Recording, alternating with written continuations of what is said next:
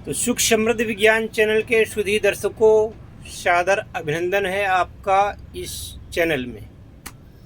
आज ये जो 3 आप बोतलें देख रहे हैं,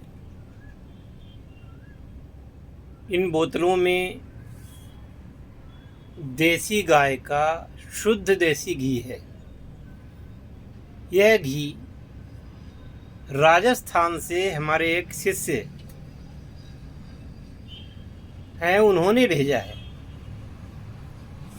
क्योंकि आजकल जब चीज़ें अच्छी नहीं मिलती तो रसायन के कार्य भी बाधित हो जाते हैं और काम सही ढंग से नहीं होता है।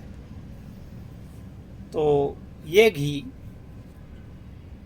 जैसे आपको गंधक शुद्ध करना है या मित्र पंचक बनाना है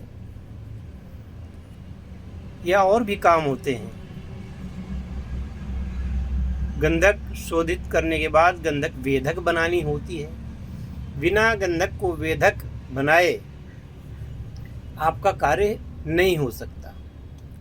और गंधक को वेधक बनाने में गौ के शुद्ध घृत की आवश्यकता होती है। तो यहाँ पर नहीं मिल रहा था, मिलता भी है तो लोग बहुत ही बदमाशी करते हैं। आजकल आपसे रुपया भी ले लेंगे और उसमें कहीं डालडा या और चीज़ मिला देंगे। जो मार्केट में ब्रांडेड घी आता है वह भी अच्छा नहीं आता है। अब जैसे गाय का जो घी है कुछ पीलापन लिए हुआ होता है, तो इसमें आप देखेंगे हल्का पीलापन है, बहुत ज़्यादा पीलापन नहीं है। और यदि किसी कंपनी का लेते, जैसे हम बताएं आपको कि पतंजलि का भी लेते तो उसमें पीलापन बहुत होता है, लेकिन वो पीलापन कृत्रिम होता है।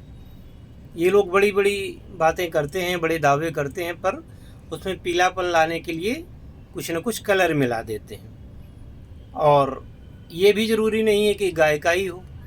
तो गाय का घी हमने मंगवाया है। हमारे एक मित्र, ये हमारे एक शिष्य हैं, उन्होंने यह सब प्रेम हमें भेंट किया है। अभी हमें कहीं से शुद्ध शहद भी मंगवाना है, क्योंकि जो शहर के रहने वाले लोग हैं उन लोगों के लिए समस्या ये होती है कि जो शुद्ध चीज़ है वो नहीं मिलती। इसलिए कोशिश यही रहनी चाहिए।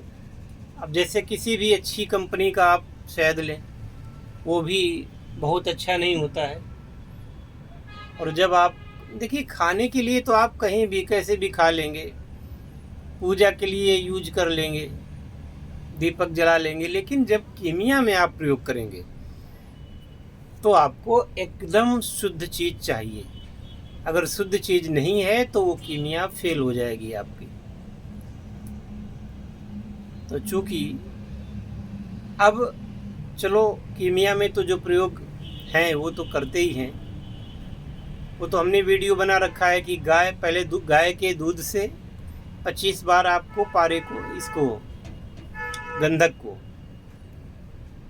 इसमें दूध में बुझावा देना है 25 बार, और 25 बार फिर गौघृत में इसी गाय के घी में पिघला ले और उसमें इसको डालेंगे तो ये जो है वेदक हो जाती है गंधक। हाँ, उसमें वो जारी नहीं होती है, तो जारी करने की क्रिया अलग से है। वो जारी भी हो जाती है गंधक और काम करने लग जाती है। फिर वो जब पारे के साथ संपर्क की जाती है तो वही पारा आपका कलर भी देता है, वही पारा कन्वर्ट भी होता है, काम भी करता है। चलते चलते एक बात और बता दें कि गौघृत के और क्या उपयोग है। क्योंकि हम जब बात करते हैं तो रसायन की भी बात करते हैं और आयुर्वेद की भी बात करते हैं। आपको एक ही प्लेटफार्म पर बहुत सारी चीज़ें हम प्रदान कर रहे हैं। हम चाहते हैं कि एक ही चैनल में आपको ऐसी ऐसी जानकारियाँ मिल जाएं जो कि संभवतः कहीं पर ना हो, इसलिए इस चैनल का नाम सुख समृद्धि विज्ञान रखा हुआ है। तो अगर इस गाय के घी को आप आँखों में लगाते हैं तो यह आपके नेत्रों के रोगों का नाश करता है। यदि आप चाहते हैं कि 100 साल तक आपकी नज़र तेज रहे, बाज की तरह, गिद्ध की तरह कहने में थोड़ा गलत लगता है क्योंकि लोग उसको गलत मानते हैं, लेकिन गिद्ध की नज़र बहुत तेज होती है, तो इसलिए कह रहे हैं कि बाज की तेज नज़र की तरह आपकी नज़र हो जाएगी और बुढ़ापे तक, जब तक आप जीवित रहेंगे तब तक बढ़िया देखते रहेंगे। इसके लिए आपको एक चम्मच गाय का देसी घी नित्य प्रति निराहार मुंह बिना कुछ खाए आपको लेना है। यदि ये प्रयोग करते रहते हैं तो जब तक आप जीवित रहेंगे आपकी नज़र कमज़ोर नहीं होगी। अगर यही घृत नाक इसमें आँख में डालते रहेंगे, थोड़ा सा अंजन की भांति लगा लेते रहेंगे, तो आँख में जो ये नाखूना, माड़ा, फूला और ये तमाम प्रॉब्लम्स होती हैं, ये नहीं होने पाएंगी। ये प्राचीन आयुर्वेद का चमत्कार है जो हर व्यक्ति नहीं जानता है और हर व्यक्ति उसको विश्वास भी नहीं करता है। तो ये नेत्र के लिए तो है ही ठीक, और ये पाचन तंत्र के लिए भी बहुत अच्छा है। अगर घी का सेवन करते हैं तो ये पाचन क्रिया को, ये जो आंतों में, आमाशय में है ना, जठर में, हर जगह ये जा करके वहाँ चिकनाई पैदा करता है, जिससे आपको कब्ज का रोग नहीं होने पाता। और जब कब्ज का रोग नहीं होगा तो फिर आपको कोई रोग नहीं होगा। एक सज्जन थे जिनको कब्ज की बड़ी समस्या थी, तो उनको हमने इसी देसी गाय के घी में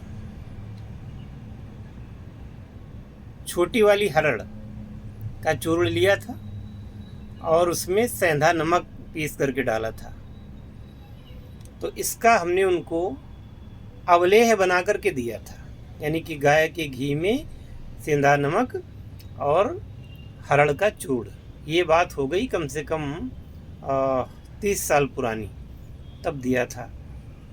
और उन्होंने मुझे बताया कि मैंने उनको दवा तो दी थी करीब आधा किलो के समथिंग, लेकिन उन्होंने बताया कि वो दवा उन्होंने पूरी खाई ही नहीं, केवल 2 चम्मच लिए थे 2 दिन तक। इसके बाद उनको कभी वो बीमारी फिर हुई नहीं।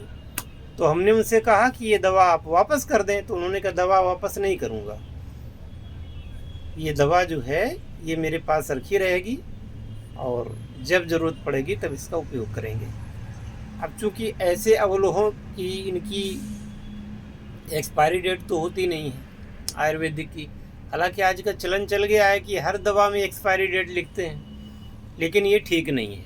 अब जैसे होम्योपैथ की कोई दवा है, मान लीजिए जैसे ये सब इसमें गोलियां वगैरह हैं, तो होम्योपैथ की दवा की कोई एक्सपायरी नहीं होती, पर सरकारी नियमों के अनुसार इसमें शीशियों में लिखनी पड़ती है। तो एक डॉक्टर ने बताया कि अब इसके लिए क्या करें, वैसे होती नहीं एक्सपायरी।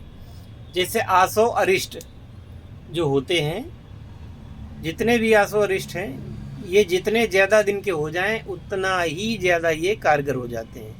कुमार्यासो, लोहासो, द्राक्षासो इत्यादि और भी तमाम आसो अरिष्ट होते हैं, तो ये कभी ख़राब नहीं होते। अगर 25 साल पुराना मिल जाए सबसे अच्छा, लेकिन अब सरकार कहती है कि नहीं इसमें एक्सपायरी डेट डालो, उसके बाद उसको फेंको। पर जो प्राचीन वैज्ञानिक थे उन्होंने इसकी एक्सपायरी बताई ही नहीं। और ये घी जितना ज़्यादा पुराना आपके यहाँ हो जाएगा उतना ही ये घी कारगर होगा। आयुर्वेद में घी खराब नहीं होता। 10 साल 20 साल का भी घी होगा उतना ही ये कीमिया में बहुत अच्छा कारगर होगा। ये आपके पारे के साथ मिल करके, गंधक के साथ मिल करके ये घी चमत्कार करता है। तो सौजन्यतावश जिस शिष्य ने ये भेजा है उससे भूरी भूरी आशीर्वाद। और मैं आप सबको यही कहूँगा कि जो भी चीज़ें कीमिया मिलें तो बिल्कुल शुद्ध लें और विश्वस्त जगह से लें, तभी ये काम करेंगी, वरना नहीं करेंगी। तो इसी के साथ इस वीडियो को मैं यहीं पे विराम देता हूँ। जय शिव शंकर, जय भोलेनाथ, हर हर महादेव।